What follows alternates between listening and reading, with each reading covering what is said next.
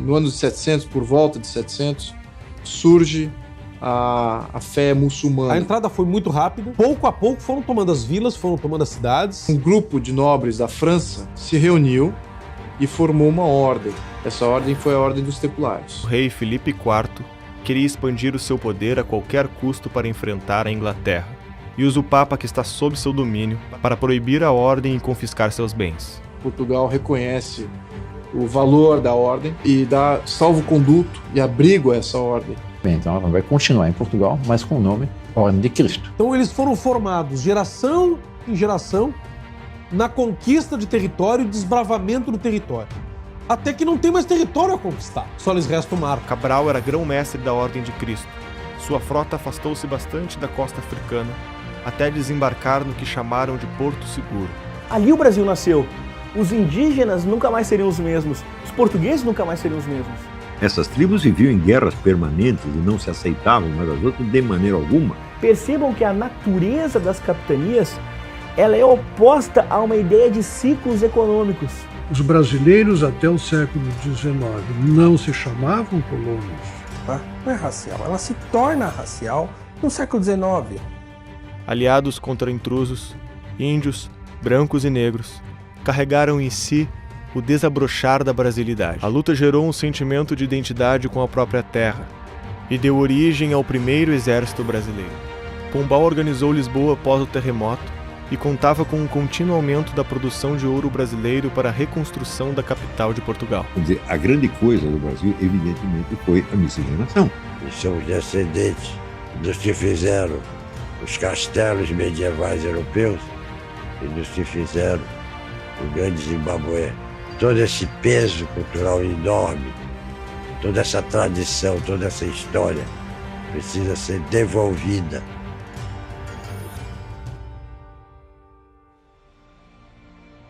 Seja bem-vindo ao terceiro capítulo da série Brasil, A Última Cruzada. Esse é um episódio especial porque ele é a chave para entender todas as influências que estavam em jogo e tudo que vai acontecer no cenário político do Brasil até hoje. Estamos chegando na metade da série e já são 1,5 milhão de pessoas que estão acompanhando os episódios.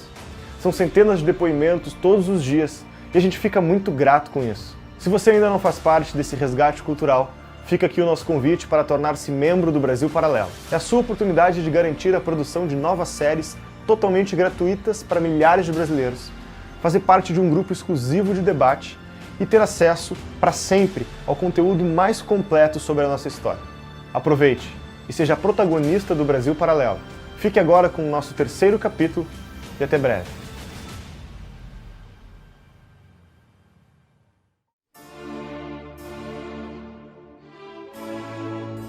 Em 1789, uma reunião em um pequeno ginásio da França mudava o mundo para sempre. Em uma quadra de tênis, franceses juraram não desistir até que uma revolução fosse estabelecida. O que aconteceria na década seguinte na França mudaria a história do mundo.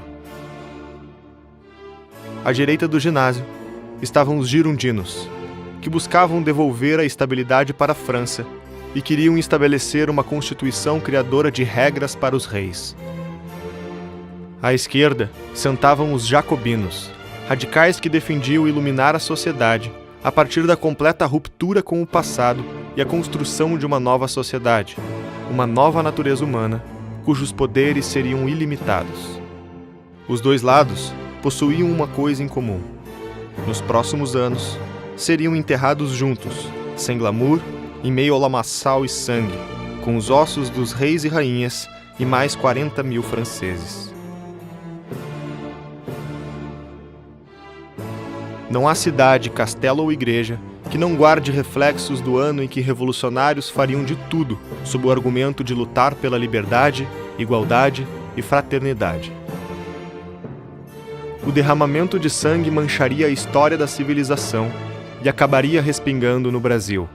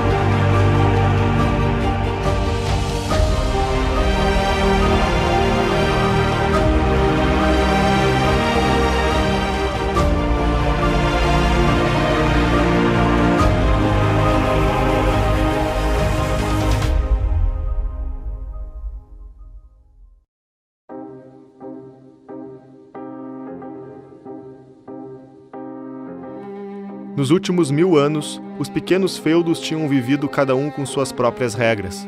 Não existiam decisões centrais e cada local levava a vida à sua maneira. As invasões muçulmanas na Europa já não eram tão frequentes. Os reis defendiam um território e proporcionavam estabilidade. Era um novo momento da civilização, que seria alçado a novos desafios. Foi na França que o rei Luís XIV fez da falta de regras e limites para gerir o seu território um espetáculo de centralização. Luís XIV e seus herdeiros construíram obras faraônicas e impuseram uma mentalidade de que o rei era o próprio Estado e a própria lei. O período ganhou o nome de absolutismo, pela figura do senhor absoluto, que era incorporada pelo rei.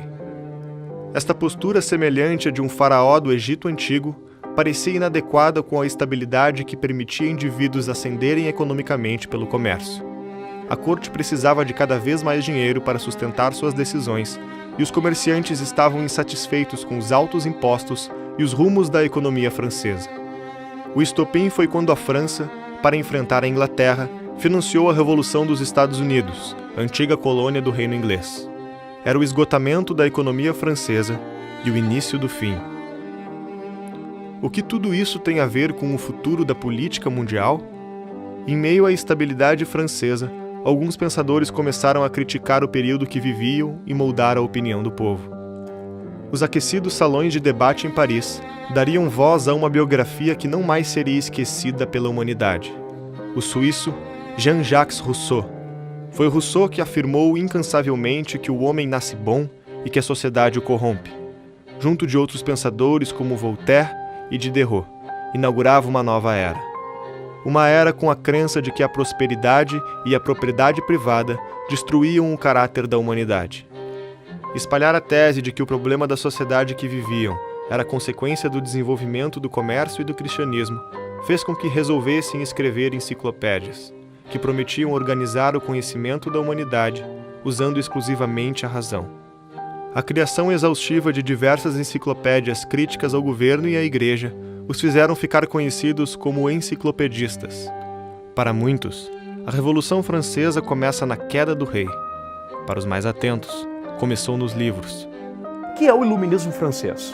Resposta: o iluminismo francês é resultado de um longo processo de secularização da cultura que começa já no final da Idade Média e que se estende até a época dos enciclopedistas. No terremoto de Lisboa em que Marquês do Pombal subiu ao poder, um dos pensadores franceses que moldou seu pensamento escrevera: "O Deus cristão é vingativo e opressor." O projeto de dar fim à influência da religião e iluminar a nova era da razão era chamado de secularizar a cultura. Na Inglaterra, pensadores começaram a alertar as novas consequências trágicas de inventar novos direitos e querer construir a natureza humana jogando fora as tradições e religiões de forma arbitrária. Um novo governante não podia romper os direitos naturais de um homem, aqueles direitos que nasciam com ele: o direito à vida, à propriedade e a busca pela felicidade. Os franceses resolveram ignorar e dar continuidade ao projeto de revolução. As linhas ideológicas que foram herdadas também não eram exatamente a mesma.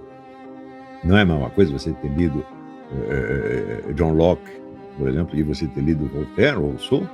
Certamente não é a mesma coisa. Você vê que a Revolução Francesa provocou horror na Inglaterra. Quando você lê o livro do Edmund Burke, Reflexões sobre a Revolução na França, o livro do Edmund Burke foi um sucesso danado. Todo mundo na Inglaterra ficou assustado com aquela sangueira da França. Bem, a Inglaterra tinha tido sua sangueira também, mas por outros motivos, por motivo religioso, né? Uma coisa é você enforcar católico, outra coisa é você sair enforcando todo mundo aí.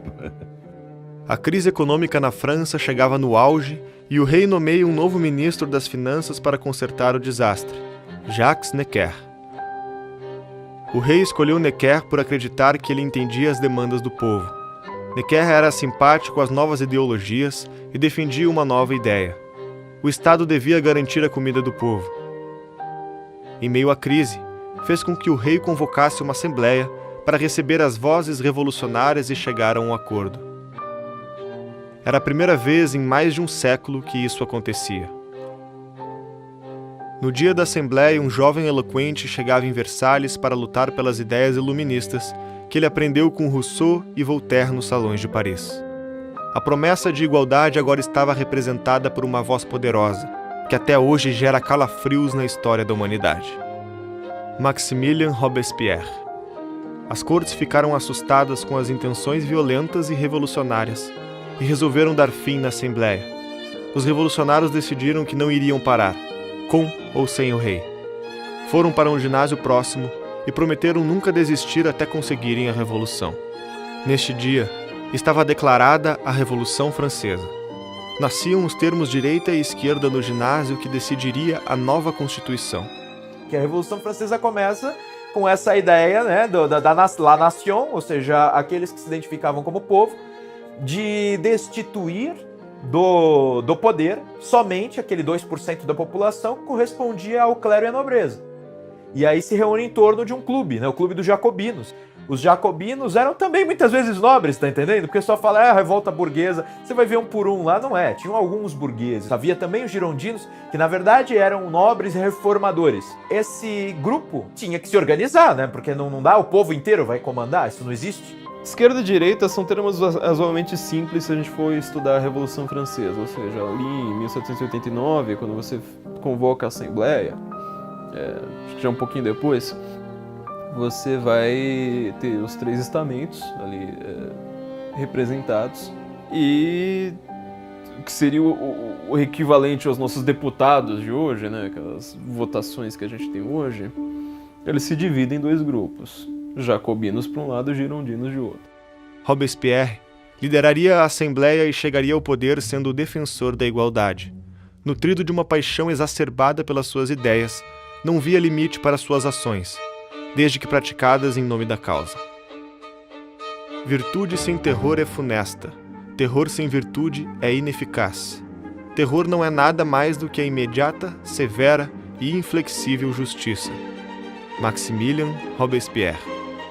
O povo deveria ter medo de seguir as antigas tradições e todos deveriam aderir à revolução. A sua política foi chamada de período do terror. Robespierre ainda estava em dúvida sobre como causar o medo necessário na população para obedecer à busca do novo homem. Foi sugerido então na Assembleia que se instalasse na Praça Pública de Paris um mecanismo simples que tornaria igualitária e justa a execução dos inimigos da Revolução. O autor dessa sugestão foi o médico francês José Inácio Guillotin. A guilhotina passaria a estar presente no dia a dia da França e entre suas vítimas constaria professores, cientistas, padres, freiras, filósofos, nobres e outros 40.000 cidadãos que seriam guilhotinados em menos de um ano. O rei Luís XIV e a rainha Maria Antonieta também seriam decapitados. No momento da decapitação, a rainha implorou perdão segundos antes de ser decapitada e ter sua cabeça levantada pelos cabelos para os revolucionários que gritavam "Viva a República!". Você ter um governo que pode fazer tudo, sem absolutamente nenhum limite, isso foi o terror jacobino que aconteceu após a Revolução Francesa. O lema dos jacobinos, por sinal, deixava bem claro o que é esquerda.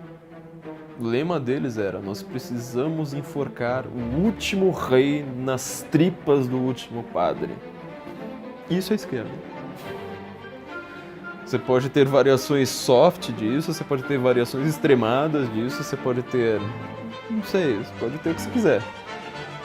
Mas se você quiser entender a esquerda com toda facilidade, você veja assim quanto que a pessoa quer enforcar o último rei na tripa do último padre. Pode ser que ela queira fazer um enforcamento simbólico, pode ser que ela resolva envenenar homeopaticamente, mas isso é esquerda. Os jacobinos simplesmente negaram a evolução histórica, o aprendizado histórico que todos os liberais da época tinham. Nos dias de hoje, fica difícil imaginar como seria viver em meio a uma cidade que tinha mais de 100 decapitações em praça pública todos os dias durante um ano. Os impactos da Revolução Francesa no Brasil, como veremos, serão muitos. Mas ainda nessa mesma época, nos traz um incrível fato.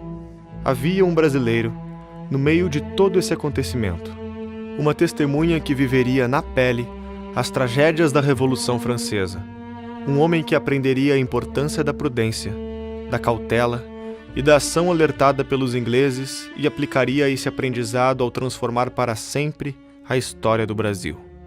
Nascido em 1763, José Bonifácio de Andrade e Silva pertencia a uma família de nobres da cidade de Santos. Desde cedo, o menino mostrou grandes interesses intelectuais, o que se mostraria indispensável na carreira política que iria trilhar. José Bonifácio contemplou o terror francês com os seus próprios olhos, o que fez com que ele ficasse muito cético com relação às ideias revolucionárias. Ele fica um tempo no Rio de Janeiro, depois vai para Coimbra, e lá ele estuda filosofia, tá? E ele fez também, como eu disse, matemática, não terminou, e fez direito. Então é um homem que tem uma formação ao mesmo tempo clássica, científica e jurídica. José Bonifácio sai de Portugal e vai para a França. 1790, gente, no ano seguinte do estouro da Revolução. O cara tava lá, estavam jacobinos indo às ruas, tava a briga por como é que será essa Constituição, como é que a gente aplica esses direitos do homem recentemente escritos. Aquela luta toda tava nas praças, tá entendendo? E o José Bonifácio tá lá.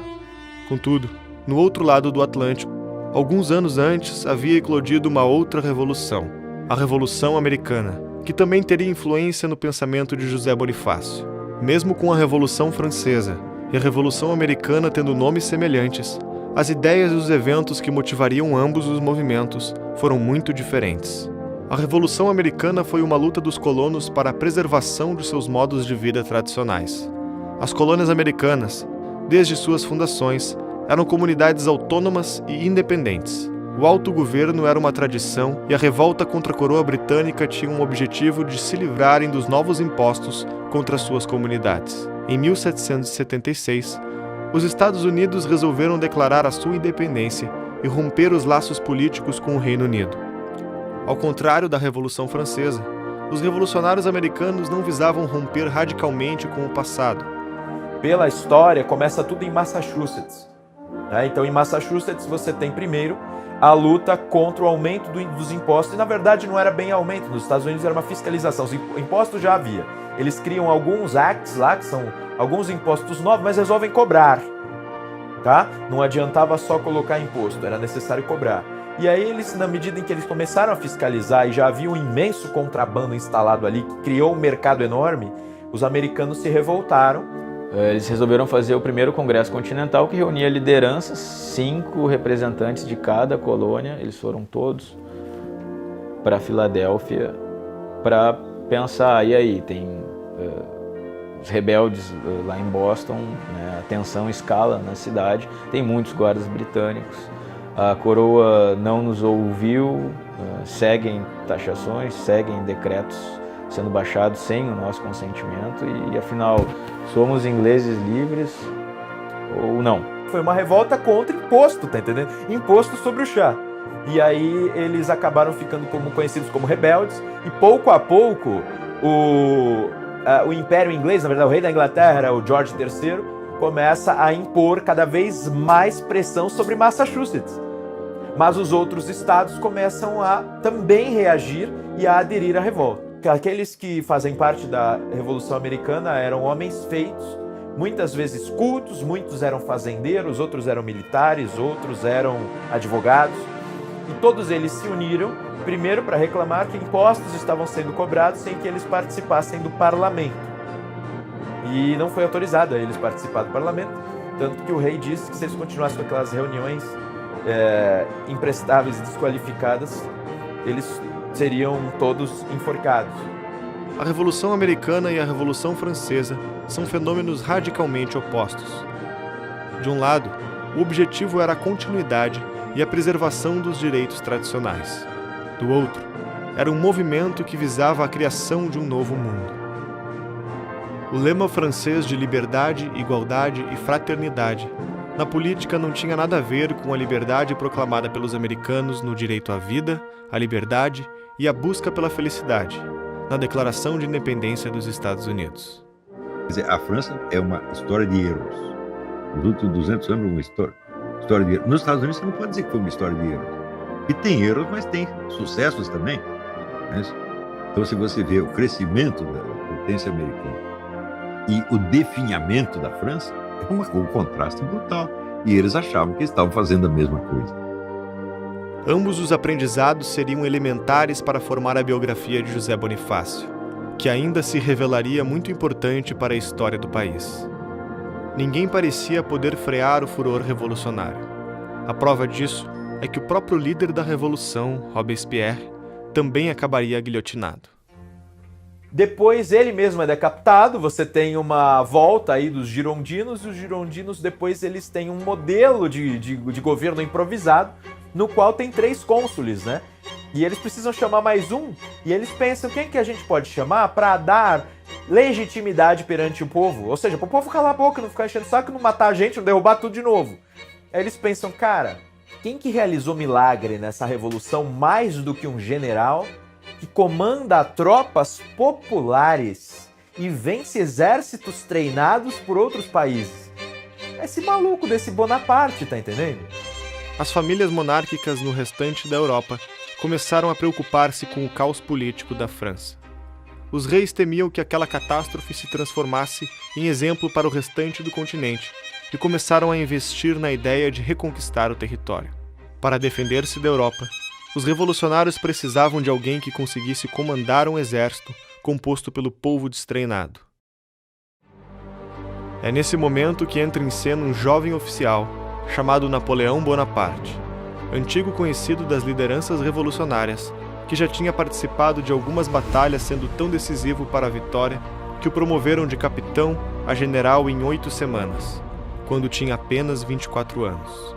Napoleão assumiria o comando do exército com 2 objetivos: botar ordem na casa e enfrentar a aliança das demais monarquias europeias em guerra com a França revolucionária. Nos anos seguintes, Napoleão se revelaria o maior terror militar que a humanidade havia conhecido desde o Império Romano. Ele não só defendeu a França, como avançou seu território para o resto da Europa, impondo pela força dos canhões as ideias que a Revolução fracassara em colocar em prática pelos debates. O líder da liberdade e da igualdade destronou, prendeu e humilhou os reis do continente, colocando seus próprios parentes nos tronos dos reinos que havia destruído. Todos os governos europeus tinham sido afetados por essa convulsão política. A igreja foi perseguida e expropriada em vários países. Só na França, mais de 2.000 padres e freiras foram executados. O próprio Papa seria prisioneiro. Em 1807, o imperador francês era o senhor absoluto da Europa. Só não havia conseguido conquistar a Inglaterra e Portugal. Os ingleses evitaram o confronto em terra com os exércitos de Napoleão, que já tinham vencido no alto mar, quando a famosa Marinha Britânica destruiu as esquadras da França e da Espanha. Napoleão reagiu decretando o fechamento dos portos de toda a Europa ao comércio de produtos britânicos. Suas ordens foram imediatamente obedecidas por todos os países, com uma exceção: Portugal. Por esta razão, tropas francesas marcharam em direção à fronteira pronta para invadir o país e destronar o seu príncipe regente, dando fim à dinastia de Bragança. Dom João tinha 2 alternativas amargas e excludentes. A primeira era ceder às pressões de Napoleão e adquirir o bloqueio continental, tornando-se aliado da França e declarando guerra contra a Inglaterra. E a segunda, aceitar a oferta dos aliados ingleses. Era o mais temido general da história que o pequeno império português teve de enfrentar. Portugal e Inglaterra lutaram de braços dados desde sua fundação, quando os cruzados ingleses ajudaram o jovem Dom Afonso Henriques, primeiro rei de Portugal, a reconquistar a terra tomada pelos mouros. Por muitas vezes, os 2 países seriam grandes aliados. Agora, era hora de honrar o berço e ajudar os ingleses a expulsar os revolucionários. Enquanto fingia aceitar o ultimato da França, Dom João negociava com a Inglaterra uma solução diferente para o impasse. E o que ele fez? Foi preparando longamente uma retirada estratégica brilhante, ao mesmo tempo jogando com os franceses, com os ingleses, etc. Ele era muito esperto. Mas chega num momento crítico. O momento crítico é o seguinte: os franceses estão ali. Eles estão indo para invadir. Ai, meu Deus do céu, e agora? Então, o que fazer? O plano de ir para o Brasil parecia imprudente. Embora os europeus dominassem colônias imensas em diversos continentes, até aquele momento nenhum rei havia colocado os pés em territórios ultramarinos para uma simples visita, muito menos para ali morar e governar. Era, portanto, um acontecimento sem precedentes. Já era antiga a ideia de transferir a corte para o Brasil, proclamando o rei imperador do Ocidente e indicando um vice-rei para governar Portugal. A existência de planos tão antigos explica por que a mudança da corte para o Brasil deu certo em 1807. Foi uma estratégia nem tão improvisada como geralmente nos contam. A decisão já havia sido tomada e analisada diversas vezes por diferentes reis, ministros e conselheiros ao longo de quase 3 séculos. Em certo momento, quando as tropas francesas, chefiadas pelo general Junot, estavam às portas de Lisboa, nas colinas que circundam Lisboa, estavam no ponto de conquistar Lisboa e prender o rei, eles viam as naus portuguesas que cá vinham. Daí vem a expressão que a gente usa no Brasil: fulano ficou a ver navios. A origem dessa expressão é essa. As tropas de Napoleão ficaram a ver navios. Como afirma o historiador Oliveira Lima, de que outra forma se explica que tivesse havido tempo para, depois do anúncio da entrada das tropas francesas no território nacional, embarcar uma corte inteira com suas alfaias, baixelas, quadros, livros e joias? Se ele ficasse, o Napoleão Bonaparte invadia, destroná-lo, e era capaz que a Casa de Bragança também perdesse legitimidade. A Revolução buscava levar para o túmulo toda a memória do Ocidente e do Velho Mundo. A guilhotina não passava apenas no pescoço dos homens, passava na história, nos costumes, nas grandes biografias e instituições de seu tempo. A causa de Napoleão já não era a crise fiscal da França, e sim o anseio pelo poder absoluto na Europa. A Revolução tinha virado contra si própria, e mais uma vez a cultura de milhares de anos estava sob perigo. Ao levar não só o rei, mas a elite, a corte e a nobreza para o outro lado do oceano, na intenção de salvar a cultura ocidental. Era uma esperança para caso o último império que resistisse aos revolucionários caísse. Haveria uma semente da civilização ocidental plantada no Novo Mundo. No dia 16 de novembro, a Marinha Britânica apareceu na foz do Rio Tejo, em território português, com 7.000 homens para proteger o embarque da família real portuguesa e escoltá-la até o Brasil.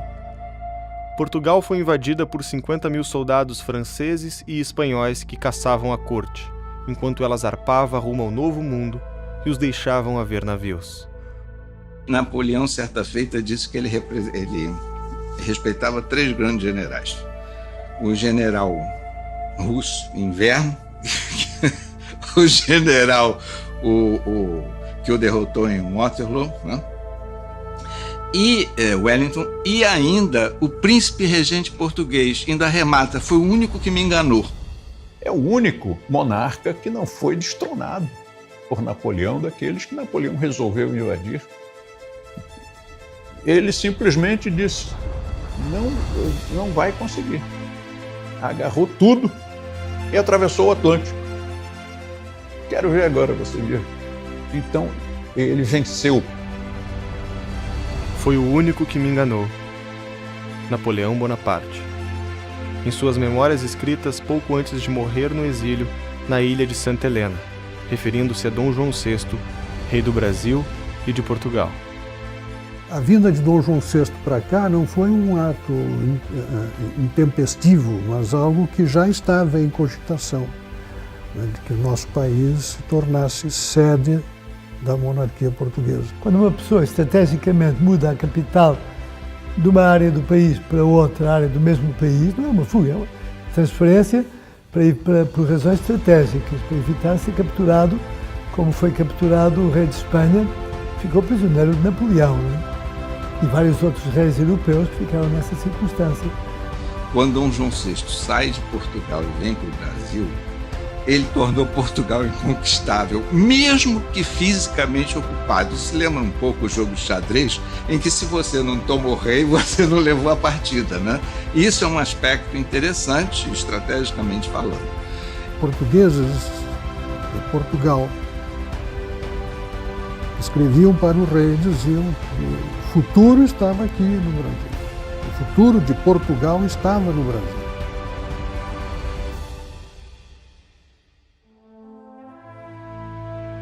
Território, povo e poder soberano. São estes os 3 elementos essenciais para a formação jurídica de uma nação. Dos 3, somente o último faltava para o Brasil soberano, quando aqui aportou a família real portuguesa.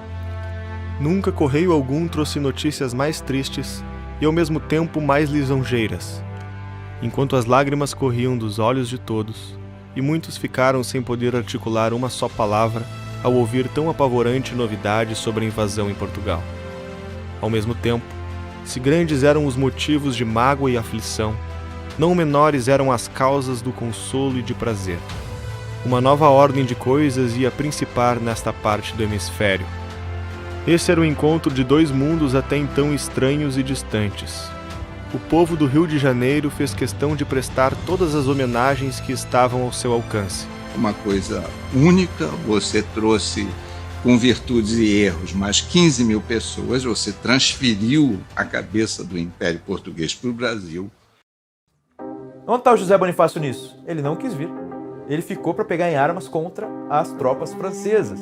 Então José Bonifácio luta, a princípio ele ajuda, ele é o responsável por um corpo acadêmico. Ele pega o pessoal de Coimbra, estudantes e professores, forma o corpo acadêmico, ajuda com munições, afinal ele entendia de minério, e ao mesmo tempo ele vai à guerra. Mas ele vai à guerra, o pessoal não tinha pretensão de que ele fosse exercer um grande papel. Ele ia à frente, parecia um suicida. A história do Brasil nunca mais seria a mesma. Era hora de colocar mãos à obra. Os planos eram grandiosos e havia tudo para fazer no Brasil. Estradas, escolas, tribunais, fábricas, bancos, moeda, comércio, imprensa, biblioteca, hospitais e comunicações eficientes. Nada disso funcionava como no Velho Mundo. Dom João teve pressa. 48 horas depois de desembarcar no Rio de Janeiro, organizou seu novo gabinete e fundou o primeiro ministério, com a função de criar o país a partir do pouco que se tinha. Era hora de construir o sonhado Império Americano de Portugal. Dom João VI tinha trazido o tesouro da coroa portuguesa, equivalente a 220 milhões de libras esterlinas. As novidades e os investimentos começavam a aparecer em uma velocidade sem precedentes. Bom, e Dom João VI aqui chegando, ele deu-se conta, e tanto que ele aqui lançou todos os fundamentos da nossa nacionalidade. Foi o Dom João VI que aportou aqui, trouxe a noção e construiu aqui noção de Brasil, noção de nação. Ele criou a Academia Militar. Vai agulhas negras no hall de entrada da Academia Militar, tem Augusto Dom João VI, que é considerado fundador da Academia Militar, a Escola Naval. Ele nunca teria criado uma Academia Militar ou uma Escola Naval se ele quisesse que o Brasil continuasse dependente de Portugal. Porque não quereria que o Brasil tivesse um exército próprio, uma oficialidade própria, militares com uma autonomia, etc. O Banco do Brasil. O Banco do Brasil, o primeiro banco da história de Portugal. E assim foi a Biblioteca Pública, Dom João VI, Jardim Botânico, as primeiras universidades. Do ponto de vista cultural, o legado português que já havia sendo construído desde 1500, ele é consolidado com a vida da família real, que nos traz a biblioteca, né? Nos traz modos de comportamento, modos de linguagem, hábitos, modos de leitura que eram próprios da monarquia portuguesa, eram próprios da corte. Os brasileiros não tinham acesso a isso até a chegada da família real. Por mais que tenham vindo ao longo da nossa história representantes do governo português e eventualmente nobres, não é a mesma coisa quando você tem uma corte instalada no Brasil. Então, do ponto de vista cultural, isso é uma abertura enorme para quem estava aqui. É possível observar a sofisticação dos hábitos da sociedade carioca ao ler os anúncios publicados na Gazeta do Rio de Janeiro a partir de 1808. No começo, eram oferecidos serviços e produtos simples, reflexo de uma sociedade fechada para o mundo.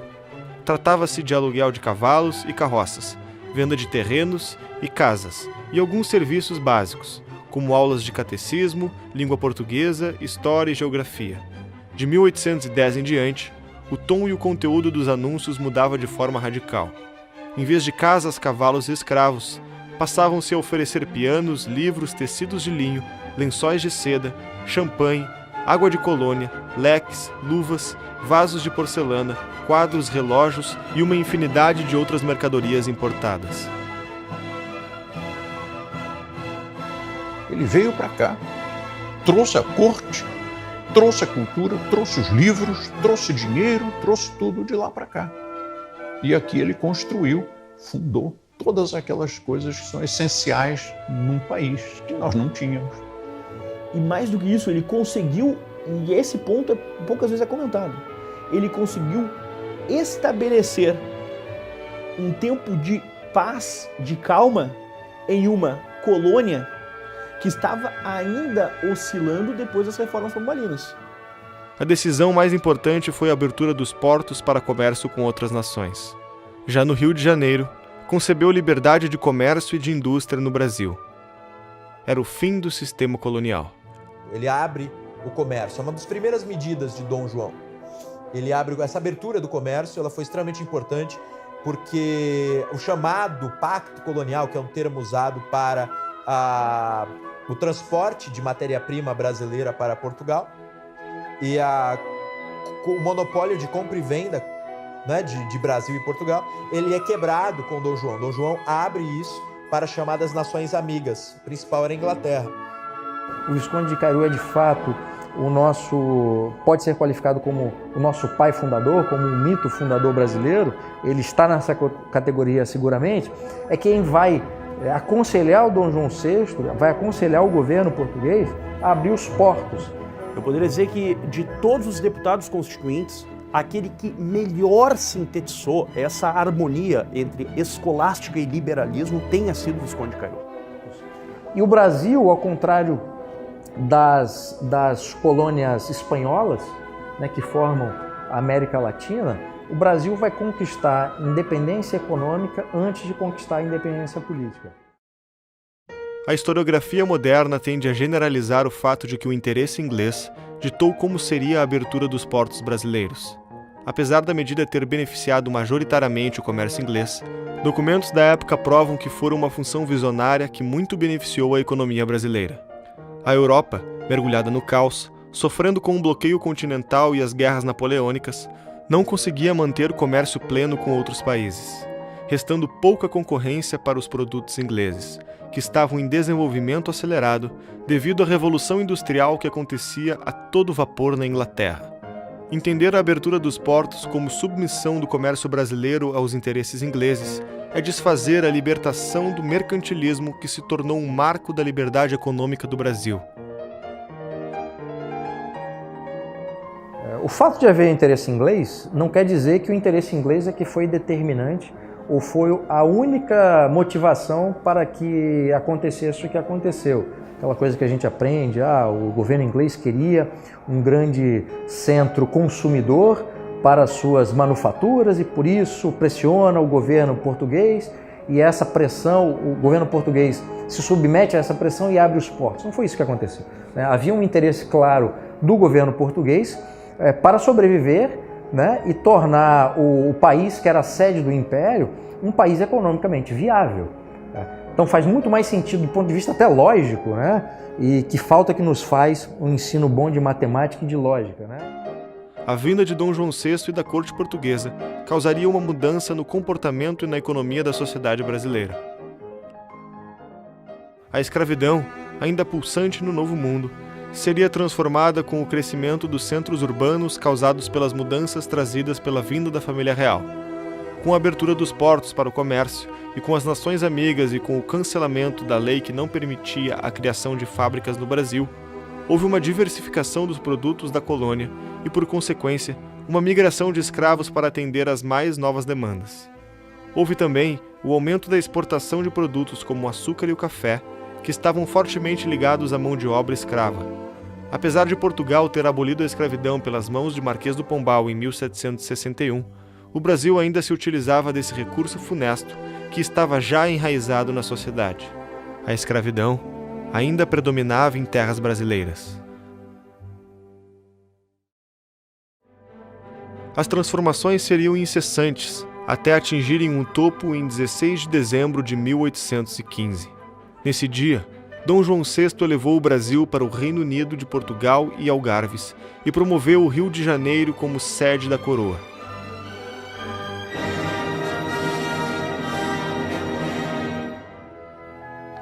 Dom João VI consegue congregar dentro de nossa história ações que fizeram no Brasil ícone. O Brasil passa a estar realmente inserido no Ocidente. O Brasil, percebam a beleza disso, o Brasil passa a ser Portugal, reino, passa a ser a sede do trono, sendo o quê?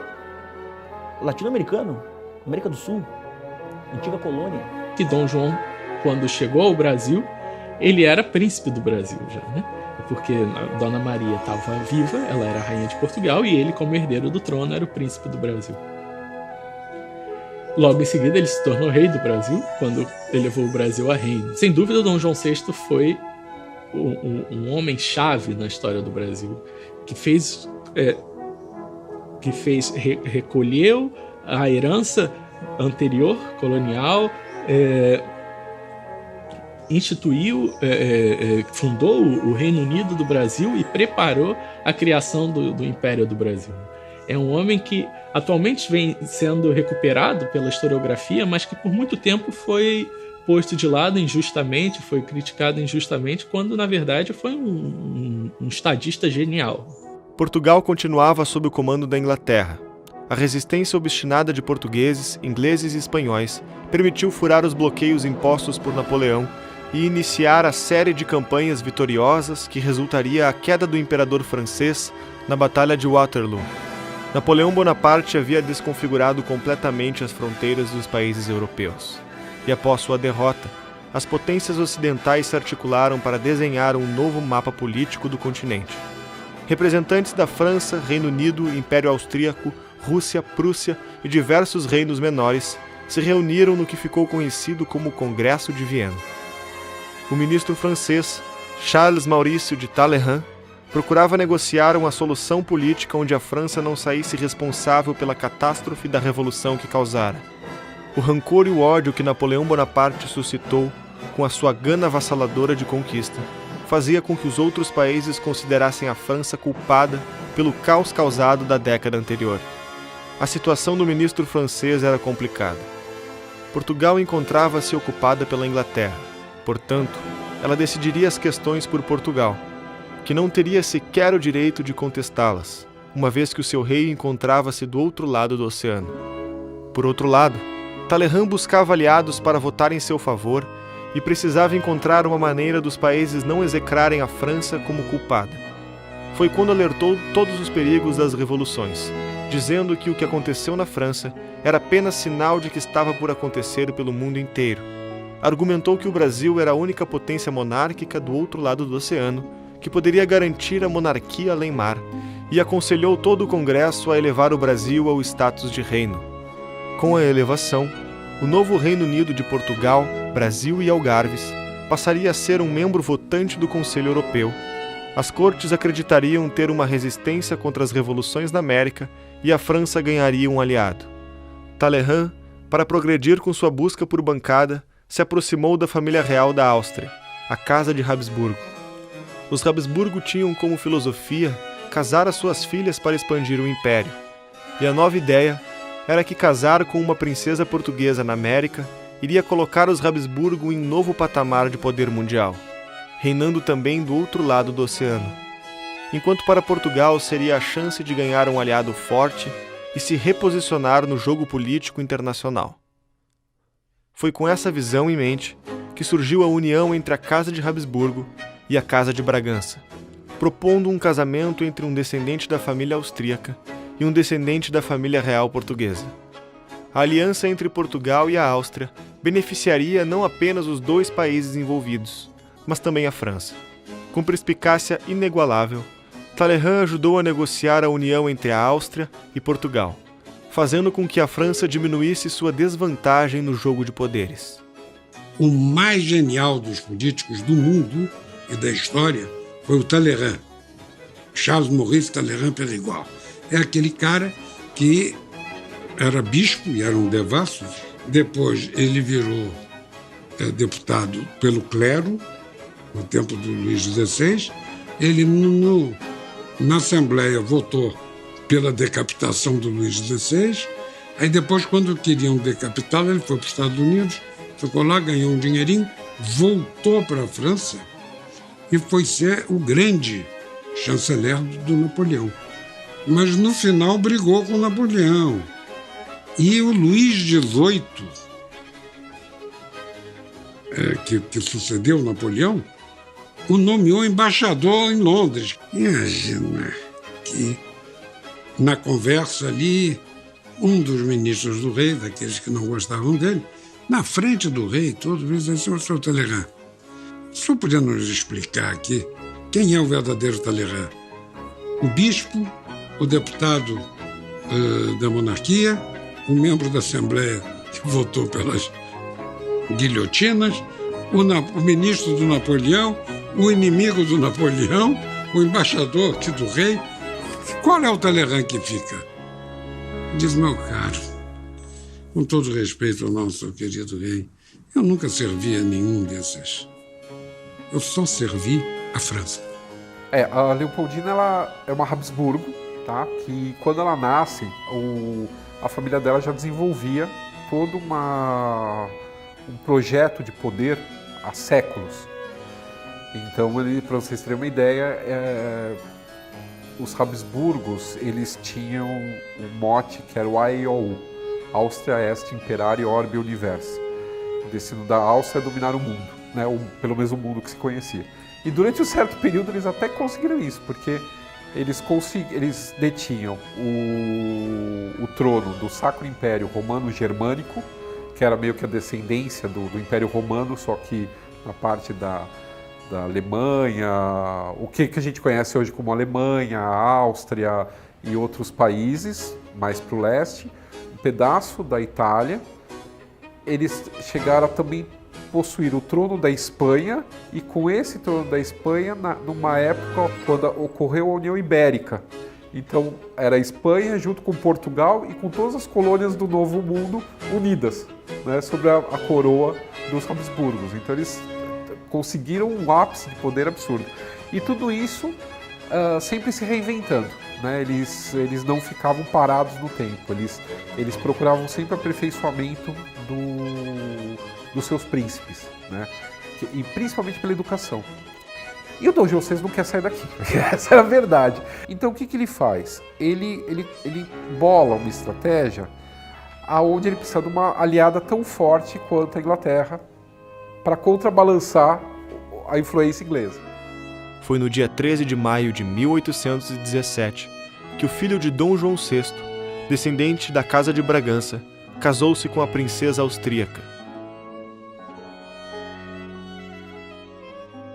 Para complementar essa história toda, é bom a gente lembrar que o casamento entre ele e a Leopoldina, desde o início, pareceu um casamento muito bom e brilhante. Foi a chamada missão austríaca, né, que trouxe para o Brasil toda a questão científica, metodológica, como tudo começou a ser feito aqui, seja na parte de botânica, de mineralogia, antropologia, arqueologia mesmo, né, paleontologia, várias áreas. O sonho de Dom João de construir um império nos trópicos parecia enfim estar realizado.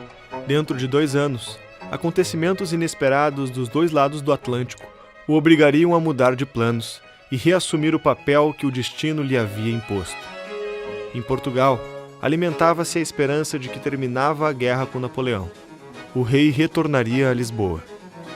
Dom João via seu futuro aqui, no Brasil, e acreditava que as chances de prosperar o país eram inéditas para o mundo.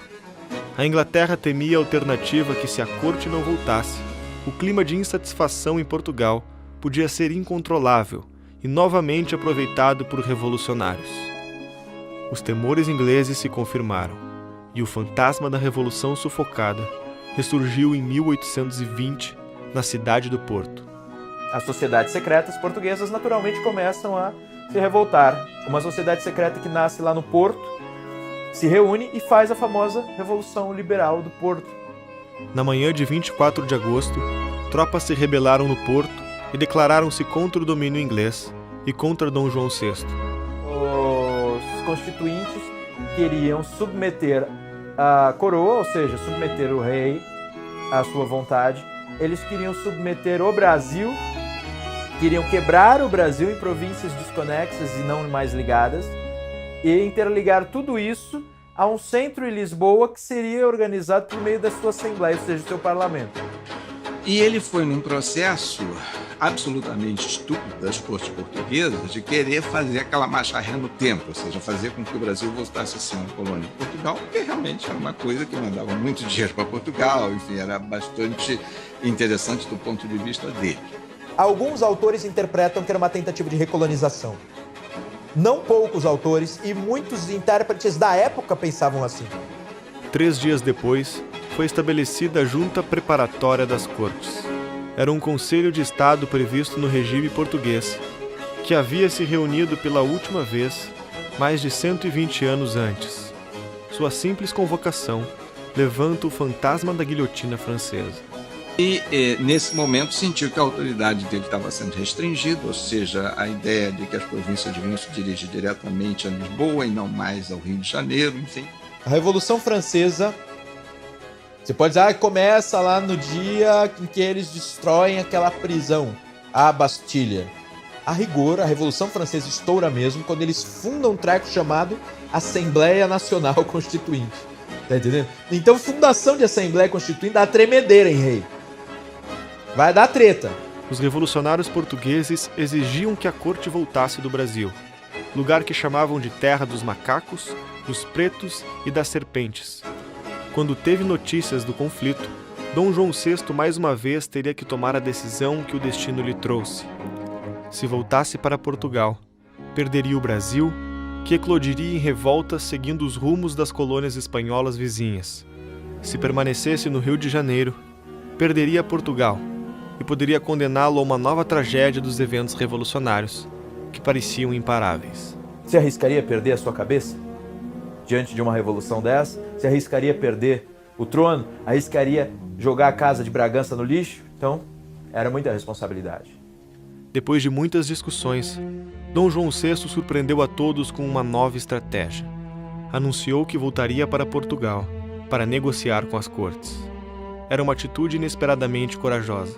Quando consultou o Tesouro Público, das 220 milhões de libras esterlinas que tinha trazido de Portugal, agora só haviam 15 disponíveis.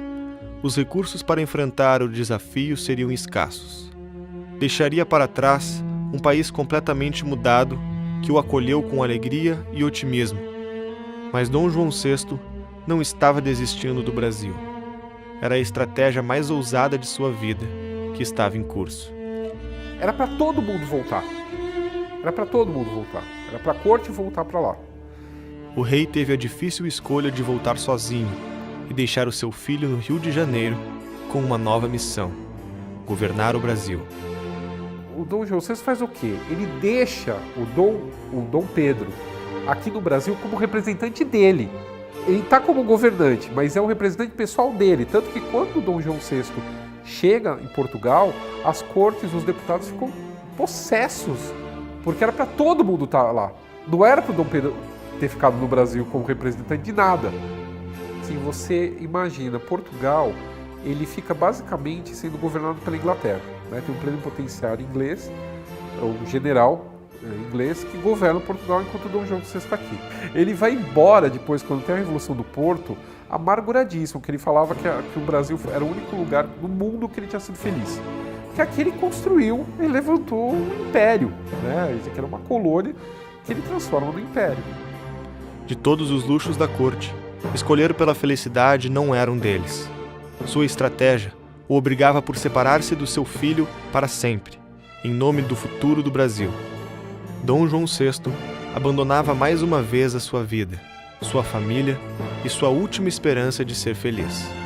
Seus planos, o futuro de seu governo, o futuro que esperava para o Brasil, agora estava nas mãos de seu filho. Pedro de Alcântara, de Orleans e Bragança.